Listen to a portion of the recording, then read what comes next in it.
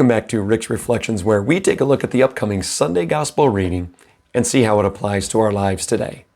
This Sunday is Palm Sunday, also referred to as Passion Sunday. So in the Gospel, we are going to hear the account of the Passion of our Lord. We're going to journey with Him through the last 18 plus hours of His life.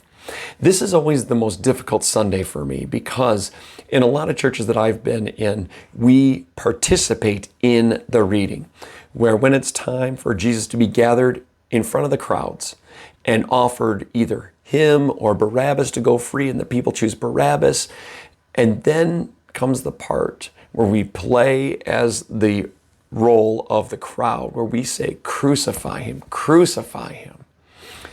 This is always so difficult for me because I would like to think that if I were in that crowd, I would be one of those that would have stood up for Jesus. I would have been one of those who never would have said, "Crucify him." I'd have been fighting for his freedom.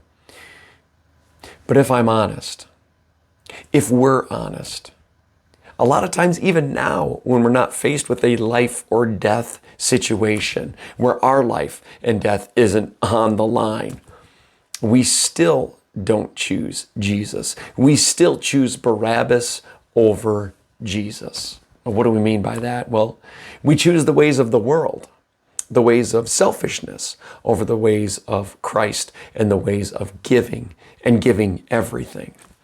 You know, again, I'd like to think that if I were in that crowd, I wouldn't participate in this brutal act. Yet the reality is this brutal act happened because I actively participate in it every day. Every day I choose sin over salvation.